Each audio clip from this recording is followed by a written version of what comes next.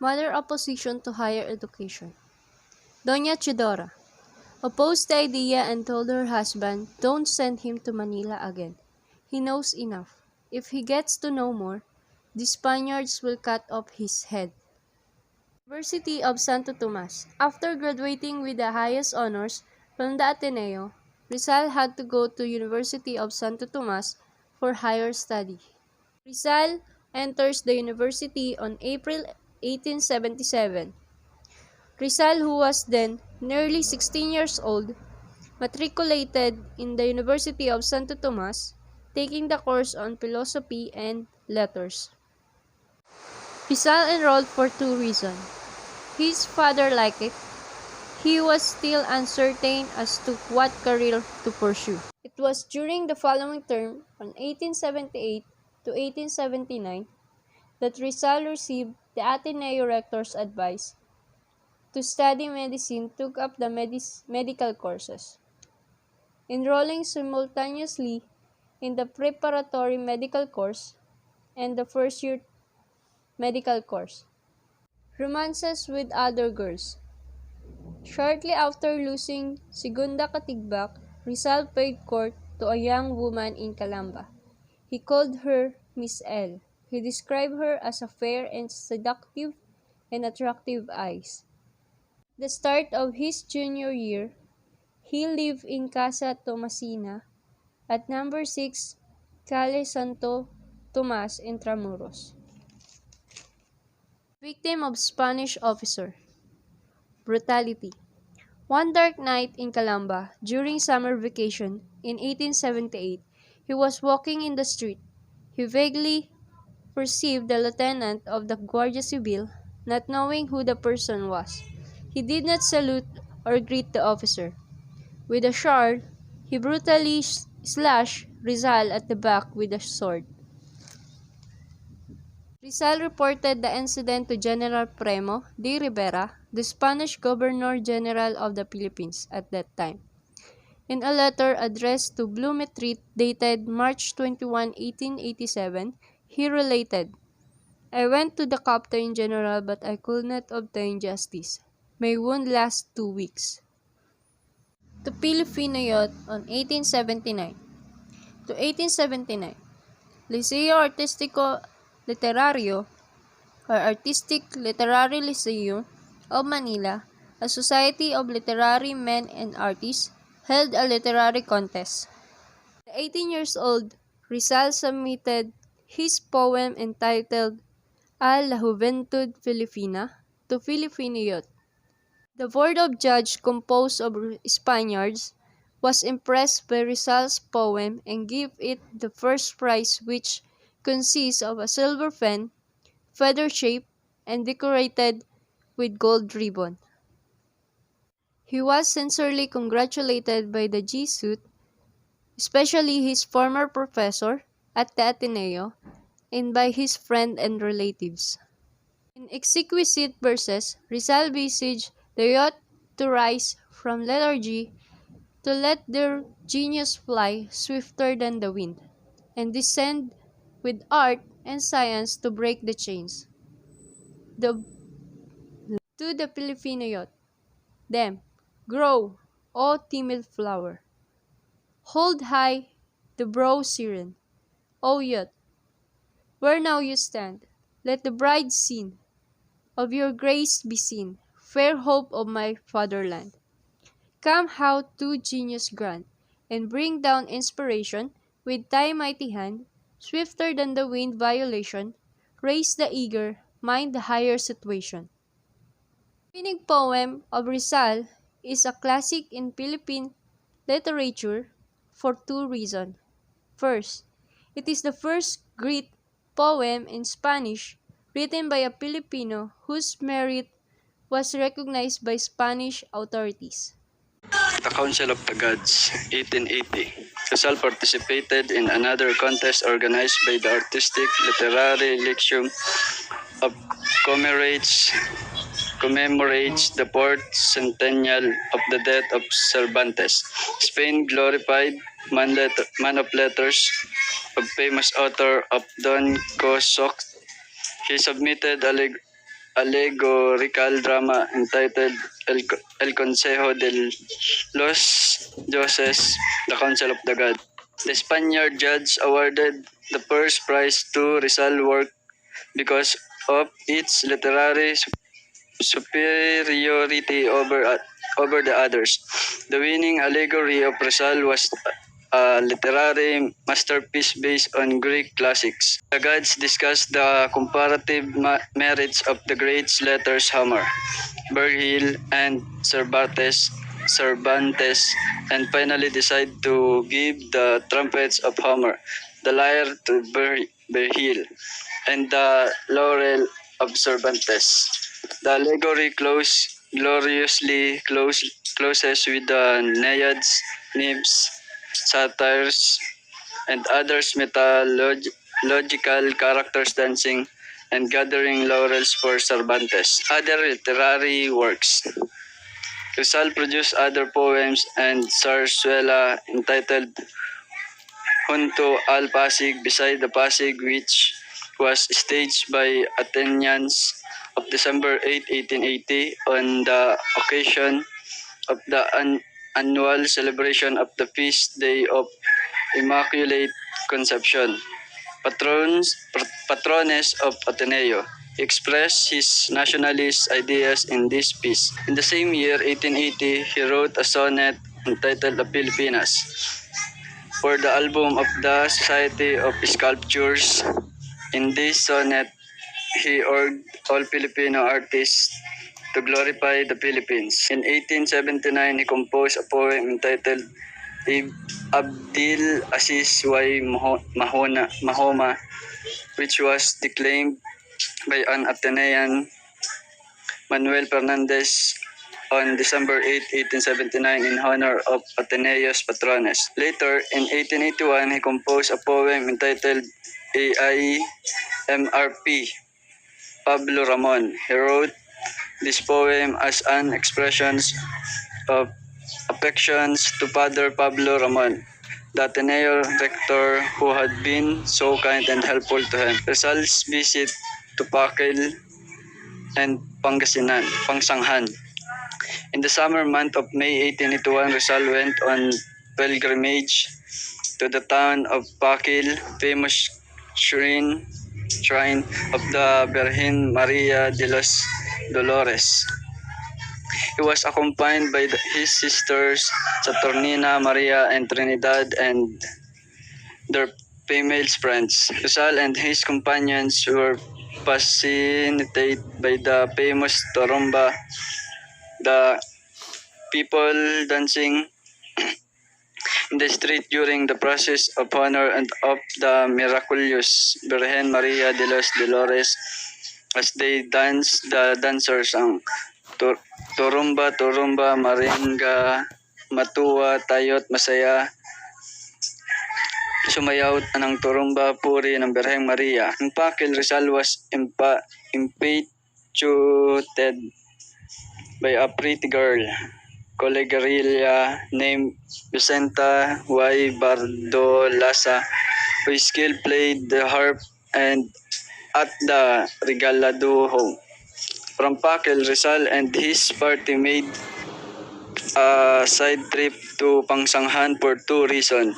One is it was the native town of Leonor Valenzuela, and to see the world-famed Pangsanghan Falls. Years later, Rizal mentioned the Turumba and in chapter 6 of No Limitanghere and Pangsanghan Falls in his travels diary, United States, Saturday, May 12, 1888, where he said that Niagara Falls was the greatest cascade I ever saw, but not so beautiful nor fine as the fall at Los Baños, Pangsanghan. Champion of Filipino student, Rizal was the champion of the Filipino students in their frequent fight.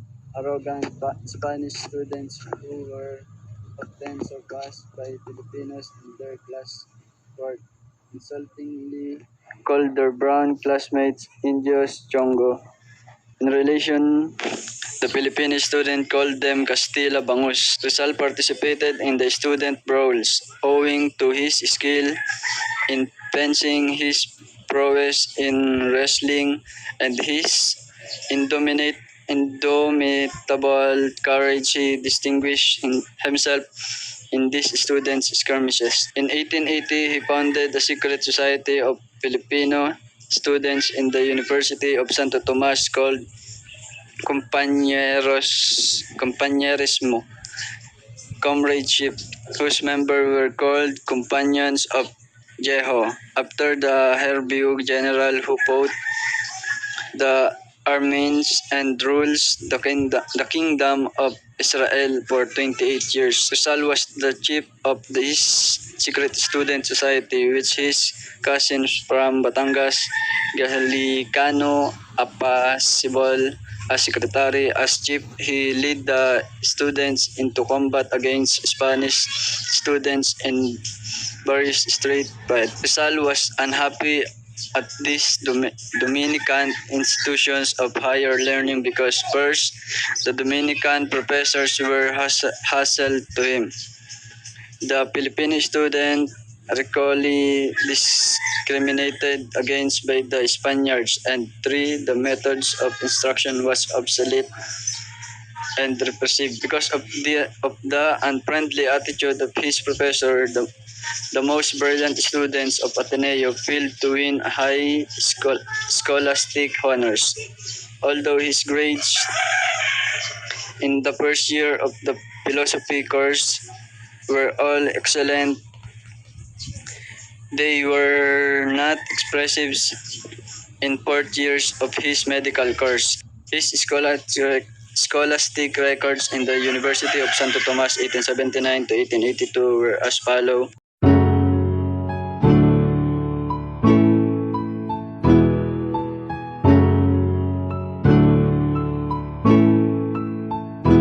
Decision to study abroad after finishing the fourth year of his medical course, Rizal decided to study in Spain. He could no longer endure the rampant bigotry, discrimination, and hostility of the University of Santo Tomas.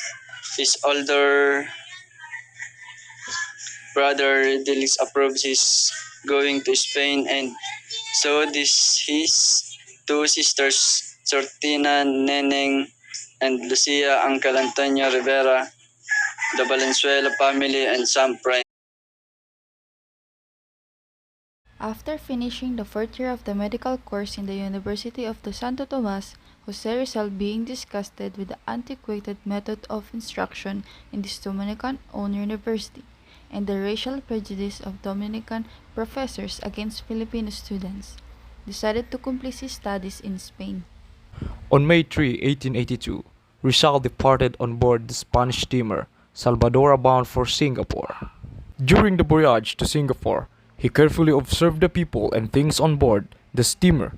There were 16 passengers, including himself, 5 or 6 ladies, and many children, and the rest gentlemen. He was the only Filipino, the rest were Spaniard, British, and Indian Negroes. May 8, 1882, the steamer was approaching Singapore. Rizal saw a beautiful island. Fascinated by its scenic beauty, he remembered Talim Island with the Susong Dalaga. May 9, 1882, the Salvador docked at Singapore. Rizal landed, registered at Hotel de la Paz, and spent 2 days on a sightseeing tour of the city. He saw the following: the famous botanical garden, beautiful Buddhist temples, busy shopping district, a statue of Sir Thomas Stanford Raffles, the founder of Singapore. In Barcelona, on the afternoon of June 15, Rizal left Marseille by train for the last lap of his trip to Spain. He crossed the Pyrenees and stopped for a day at the frontier top of Portbou. After the passport inspection at the Portbou, Rizal continued his trip by rail, finally reaching his destination Barcelona on June 16, 1882. Rizal's first impression of Barcelona, the greatest city of Catalonia and Spain's second largest city, as an unfavorable. He thought that it was ugly, with dirty little inns and inhospitable residents, because he happened to stay upon his arrival at a dingy inn situated on an impressive narrow street in the town's most ugly side, and the staff and guests in this inn were indifferent to him. Later, he changed his bad impression and came to like the city. He found it to be really a great city with an atmosphere of freedom and liberalism, and its people were open-hearted, hospitable, and courageous. He enjoyed promenading along Las Ramblas, the most famous street in Barcelona. Amor Patrio. In progressive Barcelona, Rizal wrote a nationalistic essay entitled Amor Patrio, or Love of Country. His first article written on Spain's soil. He sent this article to his friend in Manila, Basilio Teodoro Moran, publisher of Diaryong Tagalog, the first Manila bilingual newspaper, or Spanish and Tagalog. Rizal's Amor Patrio, under his pen name, Laong Laan, appeared in print in Diaryong Tagalog on August 20, 1882. It was published in two texts, Spanish and Tagalog. The Spanish text was the only originally written by Rizal in Barcelona. The Tagalog text was a Tagalog translation made by M.H. Del Pilar. Manila moves to Madrid. While sojourning in Barcelona, Rizal received sad news about the cholera that was ravaging Manila and the provinces.